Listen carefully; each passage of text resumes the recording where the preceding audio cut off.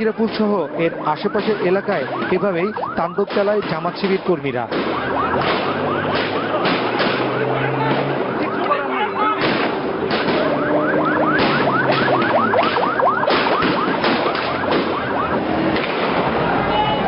Police তাদের বাধা দিলে বাধে সংঘর্ষ।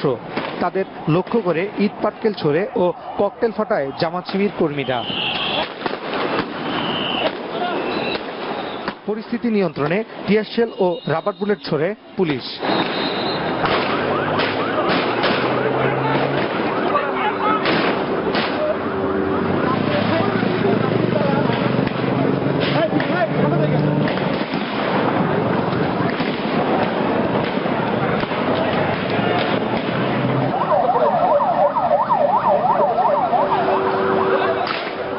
এ সময় 15টিরও বেশি প্রাইভেট কার ও বেশ কয়েকটি মোটরসাইকেল এবং ফুটপাতের বেশ কিছু দোকানে আগুন দেয় তারা।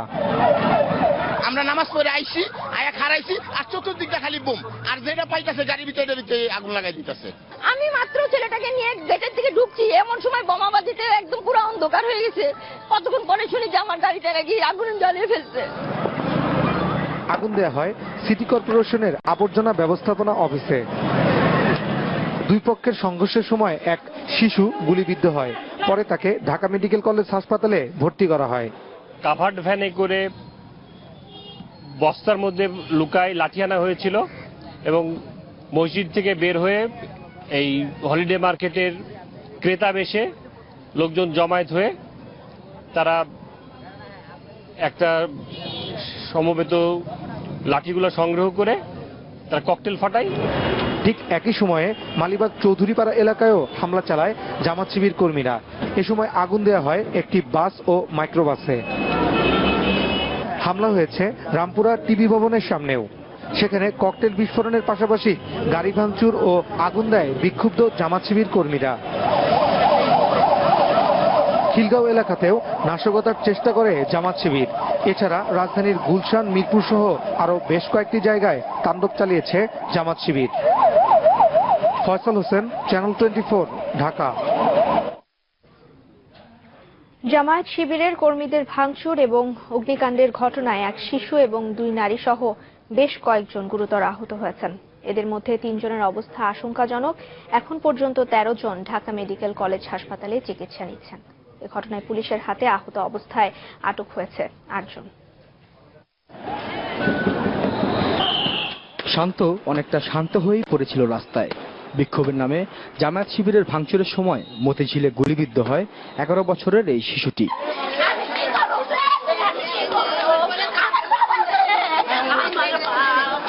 তাকে ঢাকা মেডিকেলের জরুরি বিভাগে নেওয়া হলে তৈরি হয় হৃদয় বিদারক দৃশ্যের। ছেলের চিন্তায় পাগল প্রায় মা। মাথায়, হাতে, পিঠে রাবার বুলেটের চিহ্ন নিয়ে শান্ত এখন শয্যাশায়ী ঢাকা মেডিকেল কলেজ হাসপাতালের 204 নম্বর ওয়ার্ডে। পাবলিক পরে আর কি গুলি করতেছে, গুলি করার পরে এই ছেলেটা পড়ে যায়। আমি ওর আগে ছিলাম, ও মা শিকার দিয়ে পড়ে যায়, পরে আর কি অজ্ঞান হয়ে যায়। অজ্ঞান পরে আমরা নিয়ে আসছি এখানে। শুক্রবার দুপুরের পর থেকেই ঢাকা মেডিকেল কলেজ হাসপাতালে বাড়তে থাকে জামায়াত শিবিরের তাণ্ডবের কারণে আহত মানুষের সংখ্যা। যেমন রিকশা চালক নাজমুল যাচ্ছিলেন আইডিয়াল স্কুল অ্যান্ড কলেজের সামনে দিয়ে, হঠাৎ মিছিলের মাঝে পড়ে যান তিনি। ওই আইতে গেলা গাড়ি সিঙ্গেল দিয়ে 20-25 জন উচ্চায় মানে আমার মায়ের বিশ্বাস করছে গাড়ি থামা, এই অবস্থা আর কি। আমি চিনি না। সাধ্যমতো সবাইকে চিকিৎসা দেয়া হচ্ছে বলে জানান চিকিৎসকরা। একটা রোগী আসছে চোখে আঘাত পাইছে। আমরা যেটা যেভাবে যেখানে কেউ আছে ছড়াগুলি তার মাথায় লাগছে, কেউ আছে তার শরীরে লাগছে, তো ওই অনুযায়ী আমরা আসলে ব্যবস্থা নিচ্ছি। যাদেরকে শরীরে লাগছে তাদেরকে আমরা ওই ইমার্জেন্সি ওটিতে পাঠাচ্ছি। রাশেদ নিজাম, চ্যানেল 24, ঢাকা। কাদের মোল্লার ফাঁসি কার্যকর হওয়ার পরপরই দেশের বিভিন্ন স্থানে নাশকতা চালায় জামায়াত শিবির কর্মীরা। সহিংসতায় সাতক্ষীরার 2 আওয়ামী লীগ নেতা, পিরোজপুরের 1 বিএনপি নেতা এবং নোয়াখালীতে মারা গেছেন আরও 1 জন। এছাড়া সড়ক মহাসড়কে গাছ ফেলে এবং আগুন দিয়ে প্রতিবন্ধকতা সৃষ্টি করা হয়। আইনশৃঙ্খলা বাহিনীর সদস্যদের সাথে সংঘর্ষেও জড়িয়েছে জামায়াত শিবির।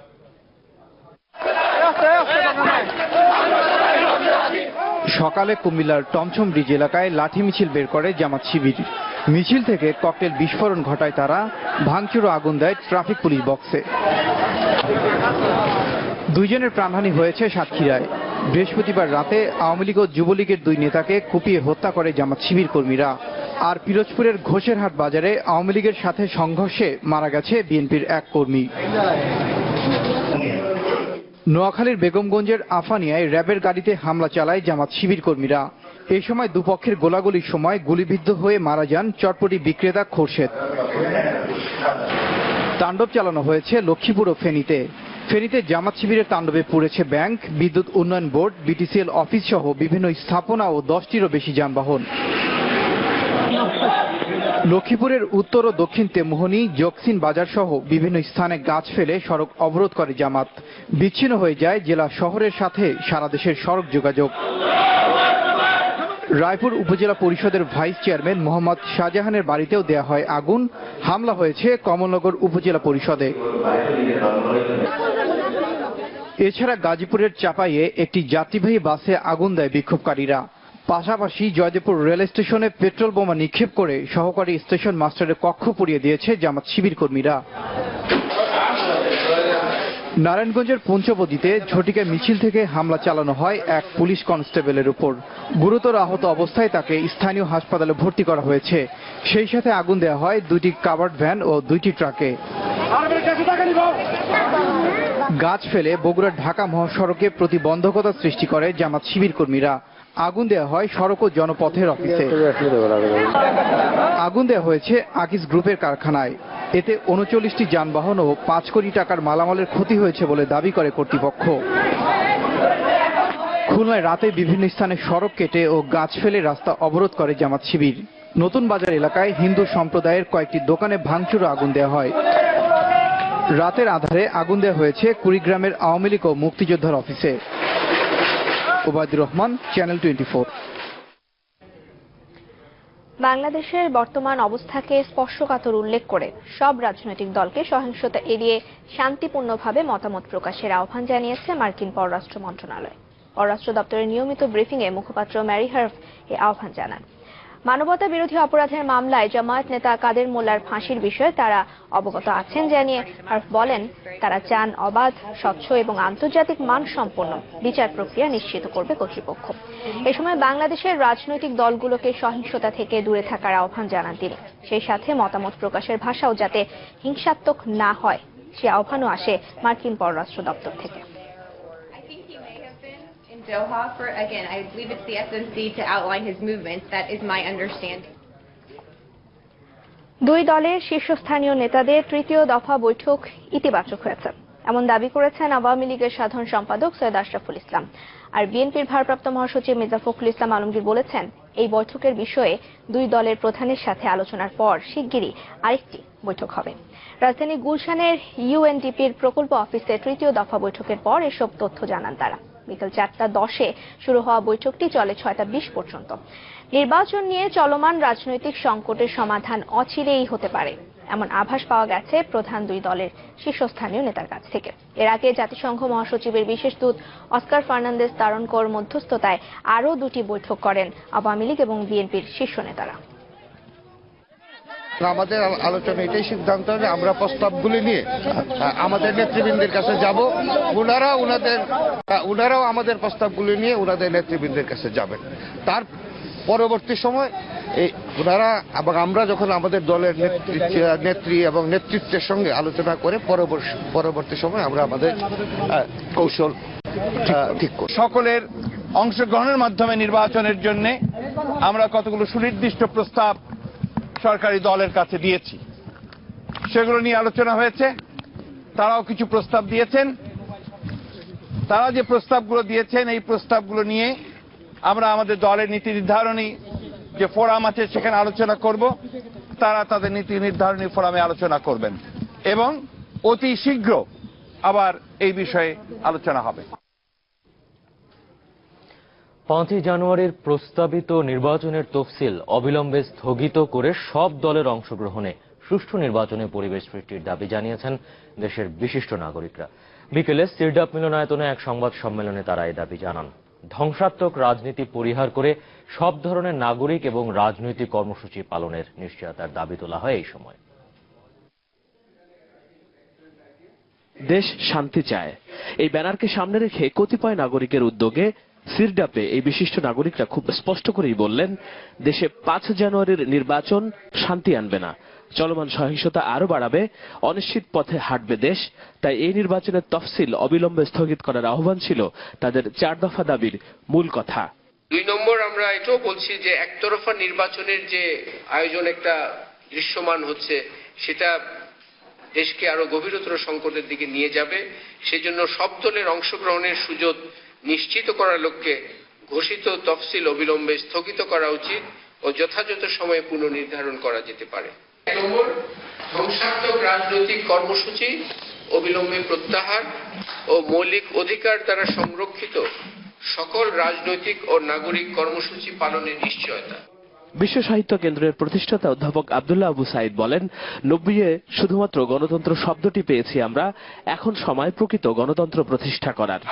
এরা এই একনায়কতন্ত্রী হয়েছেন সংবিধানের সমর্থন, এরা 70 অনুচ্ছেদের বলে, এবং এরা পার্টি প্রধানেরা সর্বময় ক্ষমতার অধিকারী হয়েছে, এবং যেহেতু পার্টি প্রধানই প্রধানমন্ত্রী, সুতরাং প্রধানমন্ত্রী সর্বোপরি এদের সঙ্গে।